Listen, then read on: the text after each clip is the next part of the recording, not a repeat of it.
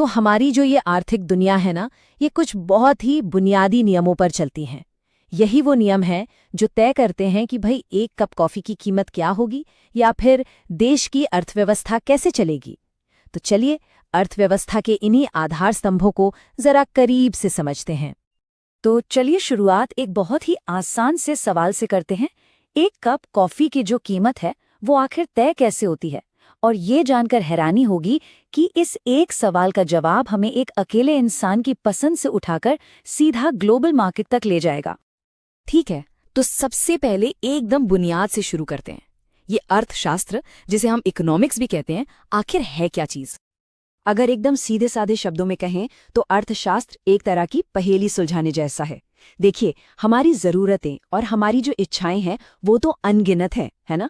लेकिन उन्हें पूरा करने के जो साधन है, मतलब पैसा, समय, ये सब सीमित है। अर्थशास्त्र बस इसी संतुलन को समझने का विज्ञान है। अब देखिए, अर्थशास्त्र को देखने के दो मुख्य नजरिए होते हैं। इसे ना एक जंगल की तरह समझिए। माइक्रो इकोनॉमिक्स जो है वो एक एक पेड़ पर ध्यान देता है, मतलब एक व्यक्ति, एक परिवार या एक कंपनी क्या फैसले ले रही है। वहीं दूसरी तरफ मैक्रो इकोनॉमिक्स पूरे जंगल को एक साथ देखता है, यानी कि पूरे देश की अर्थव्यवस्था, बेरोजगारी, महंगाई, इन जैसे बड़े बड़े मुद्दों पर नजर डालता है। तो अब आते हैं पहले और शायद सबसे जरूरी आधार स्तंभ पर, और वो है व्यक्तिगत चुनाव। अर्थव्यवस्था में जो भी हलचल होती है उसकी शुरुआत असल में यहीं से होती है। देखिए, जब भी हम कोई फैसला लेते हैं तो हम सिर्फ कुछ चुनते नहीं हैं, बल्कि हम कुछ छोड़ भी रहे होते हैं। और वो जो सबसे अच्छी चीज हमने छोड़ी है ना, बस उसी को उस फैसले की अवसर लागत या अपॉर्चुनिटी कॉस्ट कहते हैं। इसको ऐसे समझिए, मान लीजिए कोई दोस्तों के साथ फिल्म देखने चला गया, तो उसकी अवसर लागत क्या हुई? वो 2 घंटे की पढ़ाई जो वो उस वक्त कर सकता था। असल में यही हर फैसले की एक छुपी हुई कीमत होती है। तो ठीक है, अब जब व्यक्तिगत चुनाव की बात समझ में आ गई है, तो चलिए अब ये देखते हैं कि लाखों लोगों के ये छोटे छोटे चुनाव बाजार में एक साथ मिलकर कैसे काम करते हैं। बाजार के इस डांस में जो पहला पार्टनर है वो है मांग या डिमांड, मतलब लोग किसी चीज को कितना चाहते हैं और उसे खरीदने की उनकी क्षमता कितनी है। और दूसरा पार्टनर है आपूर्ति यानी सप्लाई। इसका मतलब है कि बेचने वाले उस चीज को बाजार में कितना उपलब्ध करा रहे हैं।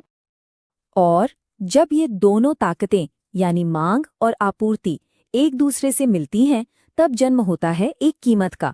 और यही तो बाजार का जादू है। और वो पॉइंट जहां खरीदने वाले और बेचने वाले दोनों एक कीमत और एक मात्रा पर राजी हो जाते हैं, उसी को कहते हैं बाजार संतुलन या मार्केट इक्विलिब्रियम। ये बाजार का वो स्वीट स्पॉट है जहां सब कुछ एकदम बैलेंस में होता है। लेकिन कहानी यहीं खत्म नहीं होती।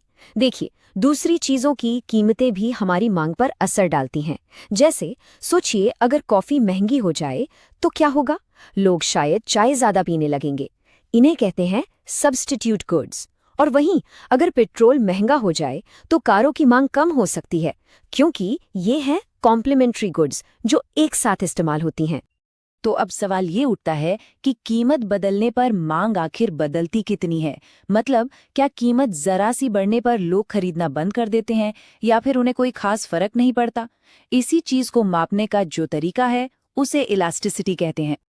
इसी को अर्थशास्त्री अपनी भाषा में मांग की कीमत लोच या प्राइस इलास्टिसिटी ऑफ डिमांड कहते हैं। ये हमें बस इतना बताता है कि मांग कितनी संवेदनशील है। क्या कीमत में छोटे से बदलाव से मांग में एक बड़ा भूचाल आ जाएगा या फिर कोई खास फर्क नहीं पड़ेगा? जरा इस टेबल पर नजर डालिए। जैसे जीवन बचाने वाली कोई दवा है, उसकी मांग बेलोचदार यानी इनइलास्टिक होती है। मतलब कीमत चाहे कुछ भी हो जाए, लोग उसे खरीदेंगे ही। लेकिन किसी खास ब्रांड के बिस्किट की मांग लोचदार यानी इलास्टिक होती है। कीमत बढ़ी नहीं कि लोग आराम से कोई दूसरा ब्रांड खरीद लेंगे। चलिए अब अपने आखिरी हिस्से की तरफ बढ़ते हैं। मांग और आपूर्ति का ये जो पूरा डांस है ना, ये अलग अलग तरह के मैदानों में होता है, और इन्हीं मैदानों को हम कहते हैं बाजार की संरचना या मार्केट स्ट्रक्चर। सबसे पहला है पूर्ण प्रतियोगिता या परफेक्ट कंपटीशन। सोचिए, एक सब्जी मंडी है जहां बहुत सारे बेचने वाले एक जैसा ही टमाटर बेच रहे हैं। यहाँ कोई भी एक अकेला विक्रेता कीमत पर असर डाल ही नहीं सकता। कीमत पूरी तरह से बस मांग और आपूर्ति पर ही तय होती है। दूसरा है एकाधिकारिक प्रतियोगिता यानी मोनोपोलिस्टिक कंपटीशन। इसका सबसे अच्छा उदाहरण है टूथपेस्ट का बाजार। देखिए, ब्रांड तो कई हैं और काम सब एक ही करते हैं, दांत साफ करना, लेकिन हर कोई कहता है कि उसका प्रोडक्ट अलग है। कोई कहता है इससे सफेदी आएगी, तो कोई मसूड़ों की सुरक्षा की बात करता है। और इसी ब्रांडिंग के जरिए ये कंपनियां कीमत पर थोड़ा बहुत कंट्रोल रख पाती हैं। इसके बाद आता है अल्पाधिकार या ओलिगोपोली। यहाँ मुट्ठी भर बड़े खिलाड़ी ही पूरे बाजार पर राज करते हैं, जैसे हमारा टेलीकॉम सेक्टर है या फिर लैपटॉप बनाने वाली कंपनियां।